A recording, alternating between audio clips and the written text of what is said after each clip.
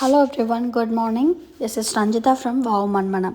இன்றைக்கி தானாக சொண்டக்காய் செடியோட தானாக ஒரு தக்காளி முளைச்சிருந்துச்சு. ஆனால் அது நல்லா வளரவும் செஞ்சிருச்சு. ஸோ அதை நம்ம வேறு க்ரோ பேக்கை மாற்றலான்னு சொல்லிவிட்டு நான் மாற்றிட்டுருக்கேன். ஸோ அது கீழே இருக்கிற கிளைகள் எல்லாமே இப்போ நம்ம ஒரு இடத்துல இருந்து ஒரு நாற்று மாற்றுறோம் அப்படின்னா அது நல்லா வளர்ந்துருச்சுன்னா அதில் இருக்கிற கிளைகளை நம்ம ரிமூவ் பண்ணிடணும். ஏன் அப்படின்னா நல்லா வளர்ந்துருக்கல, ஏன் அதை ரிமூவ் பண்ணணும் அப்படின்னா அது ஒரு இடத்துல இருந்து இன்னொரு இடத்துக்கு மாறுது. அதோட அந்த ஒரு டெம்ப்ரேச்சர்லேருந்து அதோட என்விரான்மெண்ட்லேருந்து எல்லாம் மாறுறப்ப அது புது என்விரான்மெண்ட்க்கு அடாப்ட் ஆகிறப்போ அந்த கிளைகள்லாம் இருந்துச்சுன்னா அதுக்கு ஒரு மோர் ஸ்ட்ரெஸ் தான். ஸோ அதை நம்ம கொஞ்சம் சிம்பிளிஃபை பண்ணுறதுக்காக அந்த கிளைகளை எல்லாத்தையுமே ரிமூவ் பண்ணிட்டோம்னா அது கொஞ்சம் ஈஸியாக கொஞ்சம் சீக்கிரம் அடாப்ட் ஆகும். ஸோ இன்னும் கொஞ்சம் நாற்று அங்கங்கே முளைக்குது. இப்போது நிறையா மற்ற செடிகள்லேருந்து உடலை முளைக்குது, முன்னாடி போட்ட விதைகள்னு நினைக்கிறேன். ஸோ அதெல்லாத்தையுமே கொஞ்சம் மாற்றி வைப்போம்னு பார்த்தேன். ஏன்னா தக்காளி செடி ஈஸியாக நமக்கு விதை போடாமல் கிடைக்குதுன்னு நினச்சிட்டு ரொம்ப ஜாலி தான் நமக்கு. இங்கே பார்த்திங்கன்னா இவங்க சாஞ்சிருக்காங்க. இவங்களுக்கு ஒரு பைப்பு வச்சு அவங்கள நிமித்தி விடணும். இன்னும் தக்காளி செடியில் என்னென்னா ப்ராப்பராக அது வளர்கிறப்போ அதுக்கு ஒரு சப்போர்ட் பண்ணி நல்லா நிலமாக அதுக்கு நிறையா காய் கொடுக்குற மாதிரியான ஒரு என்விரான்மெண்ட்டை நம்ம கொடுக்கணும். அது இனிமேல் கோயிங் ஃபார்வர்ட் நம்ம அதை ஃபாலோ பண்ண ஆரம்பிக்கணும். ஸோ நம்ம கட் பண்ணி விட்ட கத்திரிக்காய் செடி இது ஃபுல்லாக அதெல்லாம் பார்த்திங்கன்னா நிறைய எல்லோ லீவ்ஸ் இருக்குது, நிறையா பூச்சி இருக்குது. என்ன தான் பண்ணன்னு தெரில.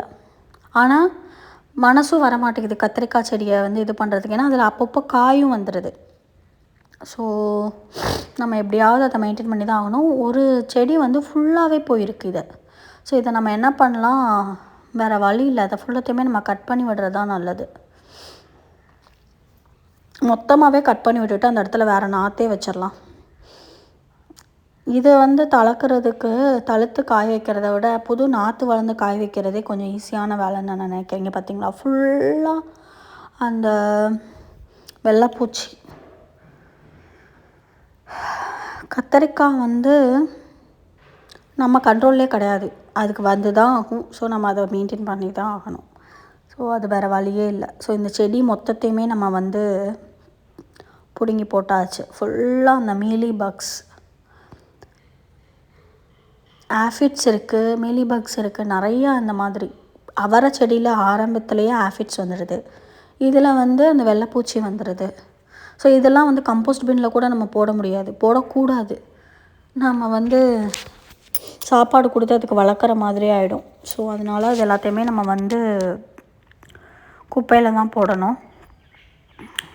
ஸோ ஓகே, இதெல்லாம் ஓரளவுக்கு நம்ம ப்ரூன் பண்ணி விட்டாச்சு.